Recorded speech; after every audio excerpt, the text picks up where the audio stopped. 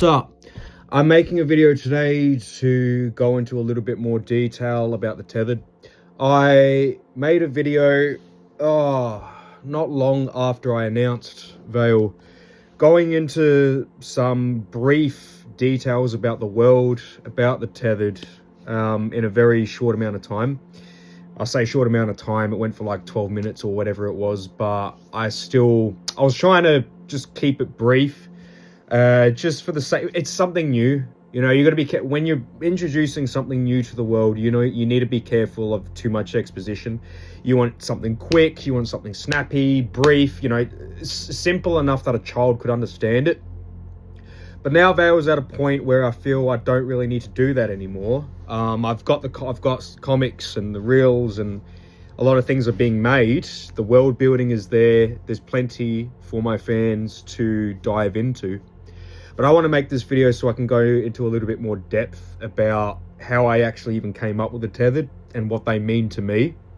Because there's 11 of them all up, and each 11 of them represent a different part of my psyche. A part of me that was neglected, a part of me that was that I built because I can't find any place in this reality, and so on and so forth. So let's go into a little bit more detail about that. We'll start in order. I always do a specific order with the Tethered because, again, there's 11 of them. It's a lot to remember. So you start with Ava, you end with Jet Kid, that sort of thing. So that's what we're going to do. So we'll start with Ava, of course. She's the one that I've known the longest. She's the character that I...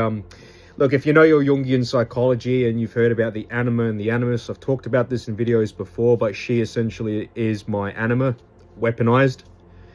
And I built her several years ago inside my head. Now, again, to preface all of this, I'm somebody that stays in their head a lot. I am not grounded. I make shit up because reality just bores me, frankly. So I made a character up in my head to scream with me into the void. And that was Ava. Now, even when I was in a relationship, past relationship, everything like that, I still never really felt seen, which is quite tragic. And there's a lot of instances where I should have just walked away, but I didn't because whatever. But I made her up. She's, if you had to put it another simple way, you know, if you got, there's a Fight Club poster there, you know, she's basically my Tyler Durden. Because I am, quite frankly, not strong enough to go through life on my own. Except the thing is, I've had no choice but to be alone because of the amount of times I've been abandoned. And that's fine. I don't blame the people for that because, you know, I have a fire in me and a lot of people see that fire and they think that it'll give them warmth. But the problem is the fire is a fire of truth and not everybody can hold that. Not to be dramatic, but that's me for you.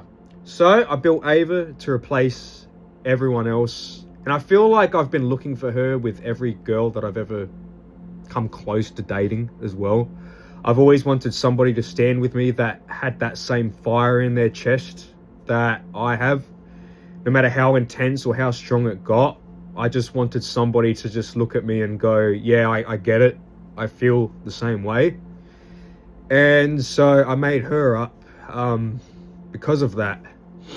You know, it's... you know, you got to bear with me if I get emotional here because, you know, it's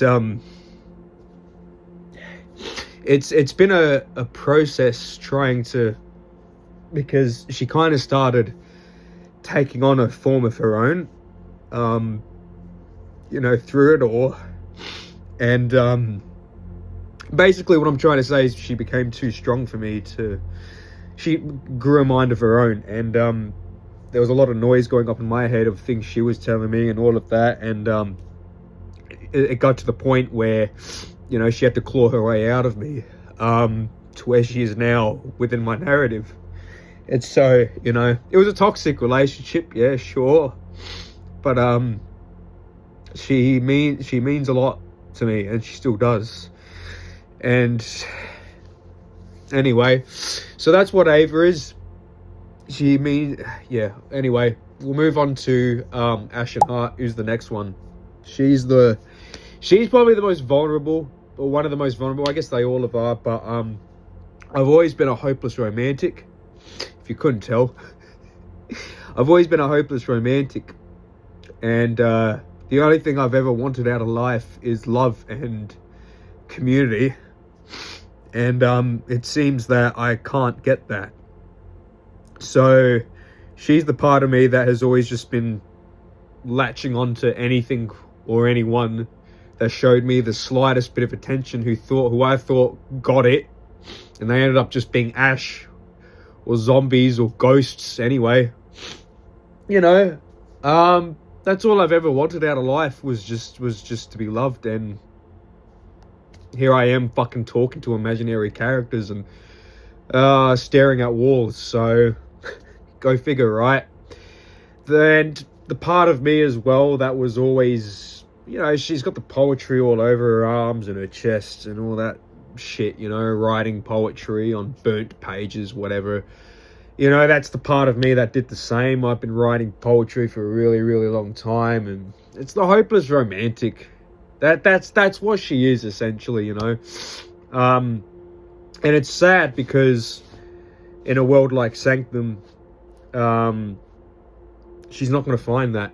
Maybe, I don't know, maybe at some point something does happen, but where it is now, within the narrative, it's just it's the hope that just keeps her going, that someone somewhere out there is going to hear her, is going to just latch onto what she has to say.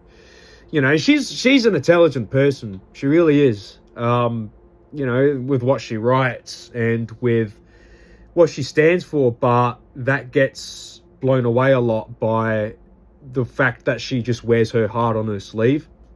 And I did for a very, very long time as well, and I still kind of do. But I've had to put that into barriers. I've had to lock that away because I just can't show it. I cannot. It just gets chewed up. So with me creating Ashen Heart, that's my way of expressing it, essentially. Of taking it out of the vault, so to speak. So that's where she comes from. And then you move on to Vix. So she's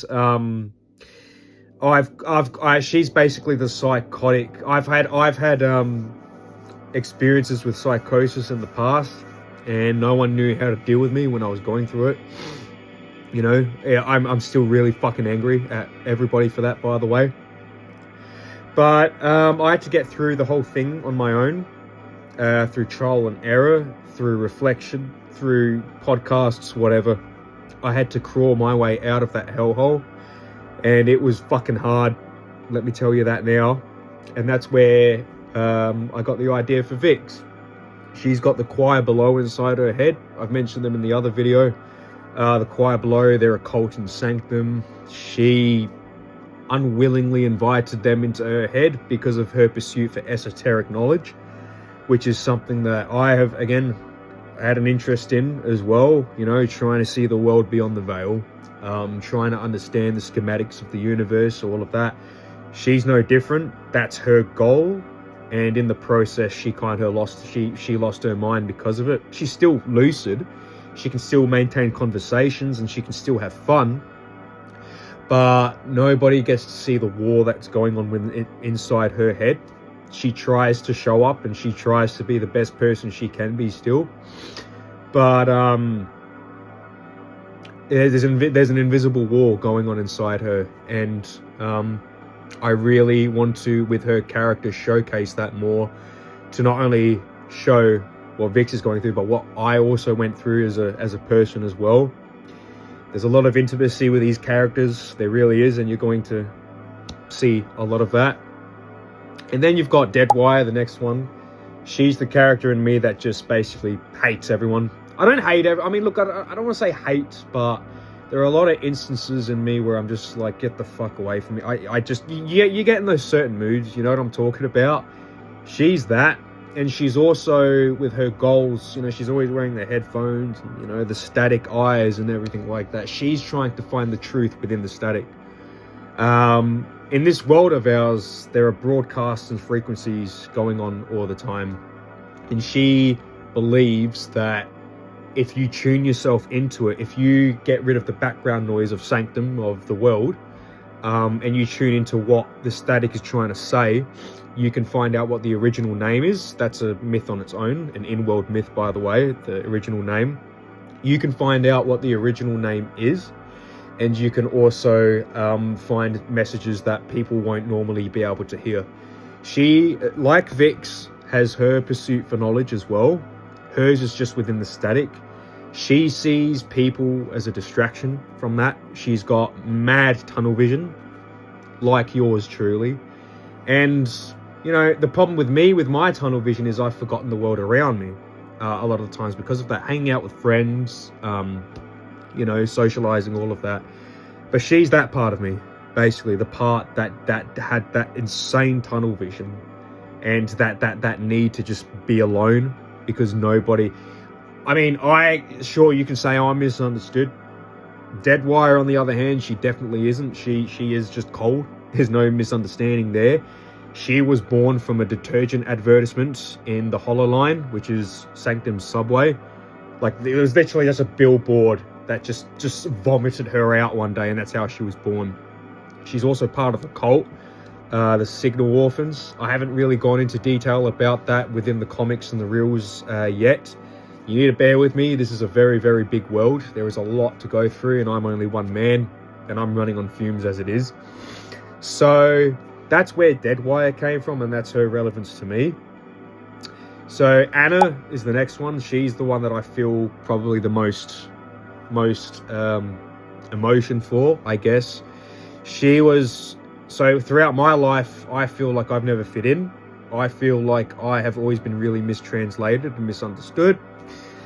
And because I spend a lot of time alone, I go to old places just to feel some nostalgia where I used to fit in, things like that. And that's where I came up with Anna, basically. She was always the one just looking at the world through the sidelines as a bystander sort of thing. And now she is trying to just go day by day, trying to basically exist. So not only is she a temporal ghost, but she's also got a lot of different versions of herself running around the map. She's a very, very, very fragmented character. And she doesn't exactly have goals. That's the thing. Because of all of this that's going on, she's just trying to exist and navigate around the world to the best of her abilities. If someone wants to hang out with her, she'll hang out with them. And she'll try to talk, but her words will always just be glossed over, basically. You know, she'll say something and the person will just go, oh yeah, cute, and just move on to something else. I've just put up with that throughout my entire life, basically, and this is what I do with it, is create a character from it. And that's Anna. So here's the thing as well. I want to, because she wants to be seen, sure. At some point through the narrative, she is going to be seen, I predict. But what that does to her is another story, because when you go through life for such a long time without being seen, that really fucks you up as a person. So I'm curious to see how she's going to deal with that. But that's where she came from, is just that sort of liminal feeling that I have had throughout my entire life of just trying to exist, essentially. So I feel for her the most out of all the Tethered. So moving on to Hollow Jack. He's the... I've been told I could run a cult for a really long time, because I've got, you know, when I'm out in public and all of that, I have my persona, and I'm really outgoing and I'm really extroverted. And that's what Hollow Jack is as well. He runs the Failed Children. And the Failed Children are...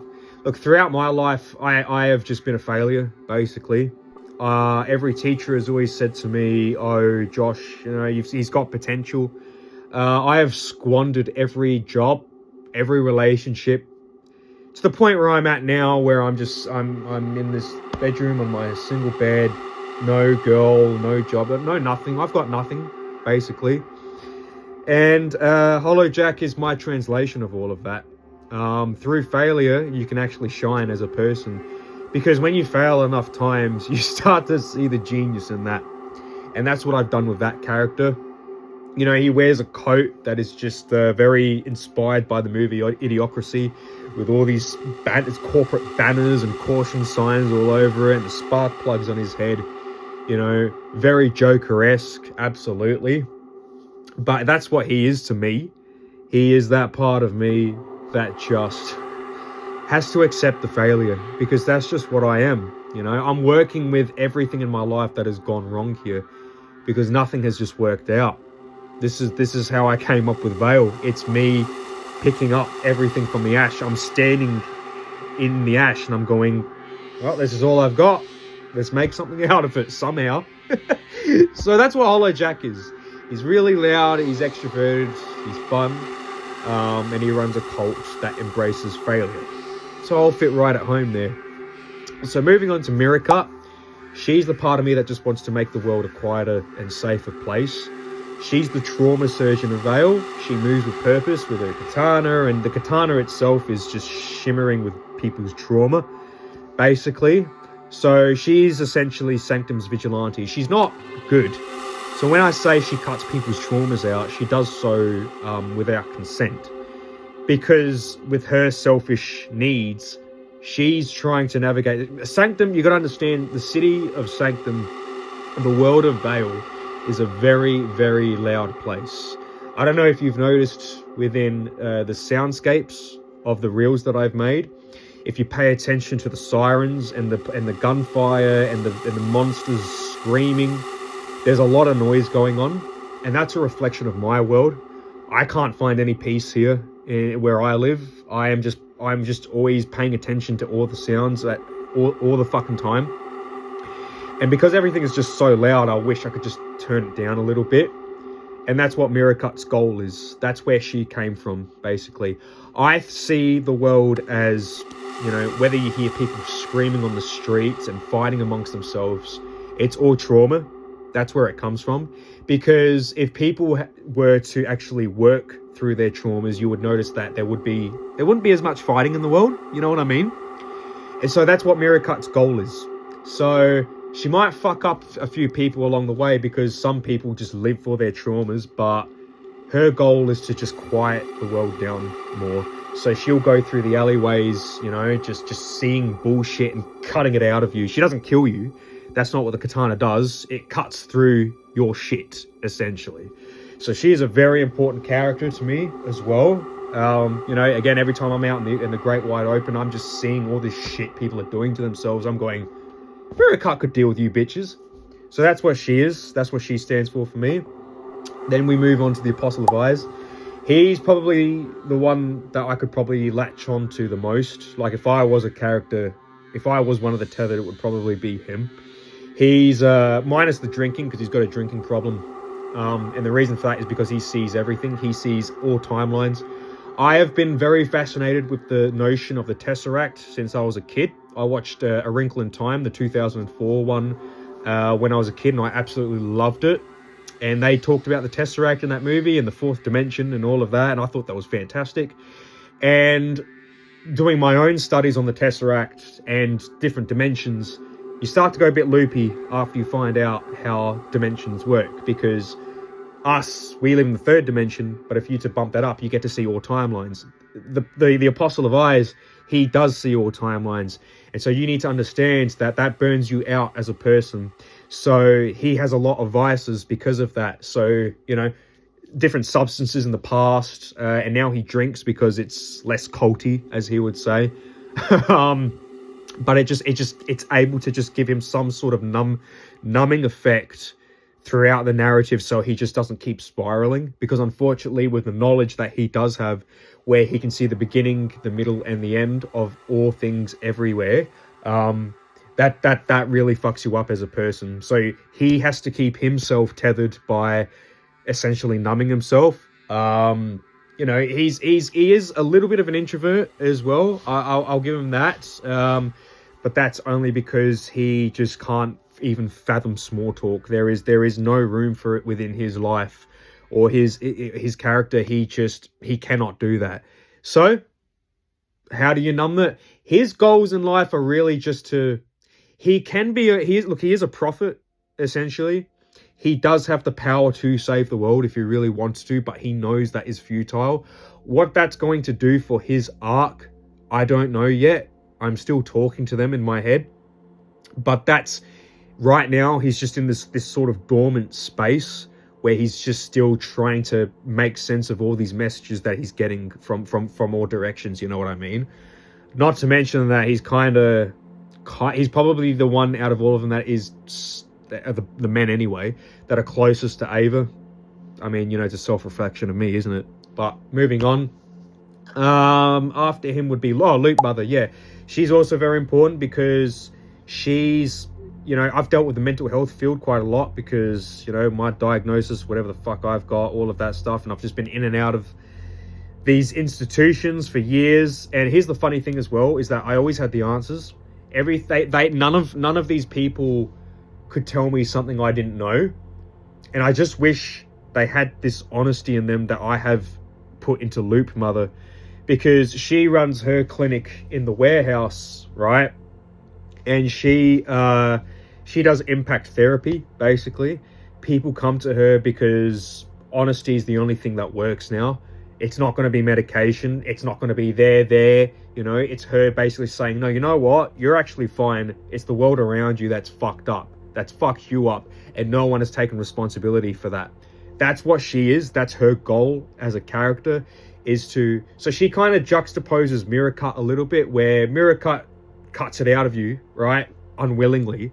But people willingly go to Loop Mother, and she tries to make sense of it more. So Mirror Cut doesn't give you a choice. Loop Mother says, here's the problem, here's what's going on, fucking deal with it, sort of thing, right? She is actually a mirror herself. So she is very, very important to me. And she is basically my response to, you know, trauma culture, therapy culture, I should say. And just how everybody thinks they have the answers these days. But it seems to me that we're actually just spiraling more and more into ourselves by knowing this. Because I don't know about you, but like every time I talk to somebody that's neurodivergent, they just make it their entire personality now. And it's just like, since when did being mentally ill become such a thing to put on a pedestal? You know, like, I'm mentally ill. I can use it to write and all of that. I can use whatever, it's cool, but like I don't, it's not my fucking personality. And I'm just sick of everybody just putting it on these pedestals too. So that's Loop Mother's job. And I really, she's probably the one I respect the most out of all of the Tethered, to be honest with you. So I think she's a fantastic character, and I'm glad I came up with her. Moving on to Nova Pink. Okay, so she is she was a content creator, the whole e-girl aesthetic, you know. Now, I used to make YouTube videos as well, and obviously I'm making videos now. I'm not a shy person. Being behind a camera is no big deal to me, as it was for her. So she used to have a podcast with Ava, you know, before Ava collapsed reality for the third time. And before all of that, she was just, you know, all glitz and glam and all smiles and all this just fake bullshit. But now she's at the point where she snapped, and she's using her beauty and her flair to send a message to Sanctum, essentially. And she's also in a band with Ava and Jet Kid as well. And the band's message is to do the same thing, essentially. But yeah, that part of me that has not been shy from the camera, the part of me that has always just tried to be a personality, so to speak, you know, a character, because a lot of people would see me that way if they never got to know me as well.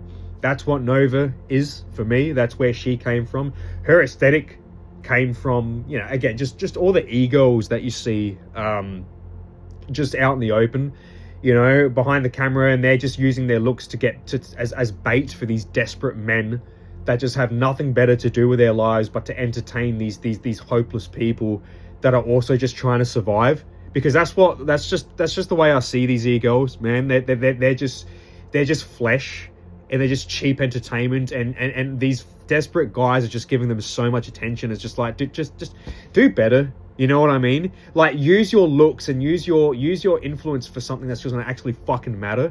That's what I want Nova Pink to do. That's her intent. That's where she came from within my own mind, right? And then moving on to Jet Kid, he's the part of me that, you know, people probably see the most of. You know, I've got all this energy and I'm bouncing off the walls and, you know, just this chaos glitch gremlin, you know, where I just hold the punk rock energy really close to my heart with my inconsistencies and my anti-establishment philosophies, all of that.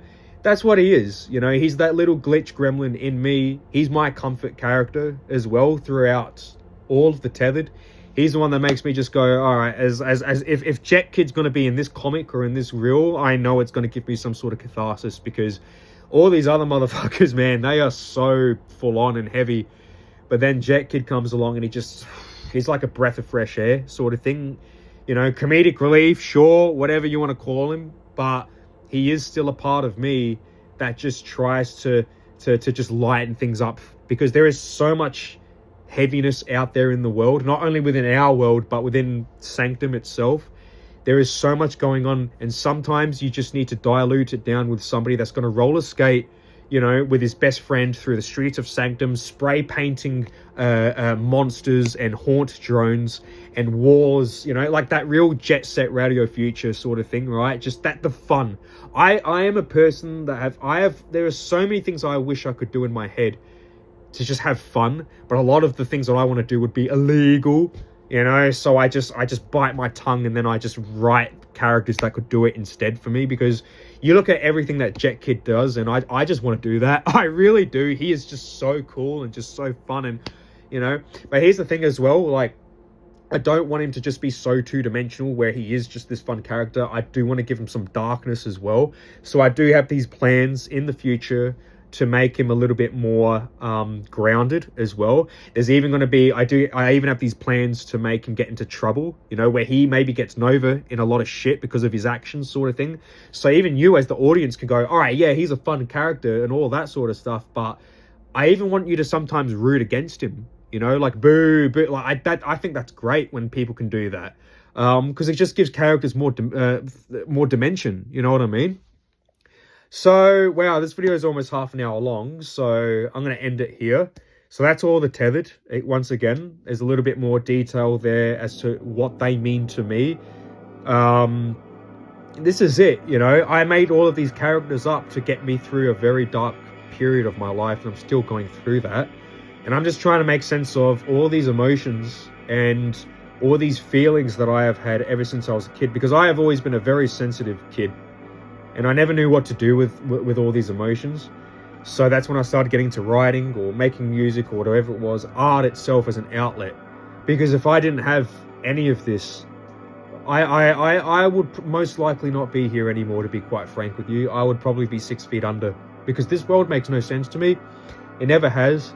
And I feel like I might be ahead of the curve here with what I'm trying to create, and everything's just going to catch up. But at the same time, this is the only thing I have to make sense of everything around me. It really is.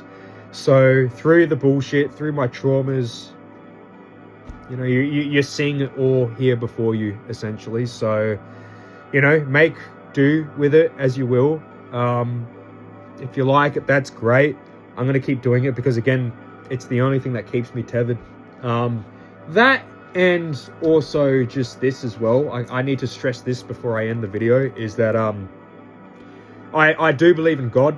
I'm not going to call myself a Catholic or a Christian or anything like that, because I absolutely loathe institutions, and the church has just completely twisted so many things. And I think Christians are probably the most judgmental fucking people on this planet. They have no idea what they're talking about half the time. You know, the kingdom of God is within us. It is within you. It is your soul. And once you find your soul, you will start to hear God actually talking to you. But what's keeping me tethered personally, aside from VYEL itself, is just this. You know, this is all I have, and, you know, I keep this by my bed, and I have for a very, very long time, and I've had this, you know, since I was a kid as well. But it's my faith, you know. We all have to latch onto something in this life, and say what you will about dogma and all of that, and fucking gods of superstition, whatever you want to say, but I have seen through the veil, and I have seen the schematics of the universe, and let me tell you now, you are not in control here. I'm sorry, but you are not. God is in control of everything. There is a plan always. Whether you like the things that happen to you or not, there is always something being told to you. And you as a person need to make that change. You cannot look up to God and say, why me, why this, why that? It is you as a human being that are responsible for bringing light or darkness into this world. That is our job. And this is what keeps me tethered. So that's how I'm going to end the video. Brings a bit more light onto me as a person and a creator as well. And I'm going to end the video from there. Stay tethered.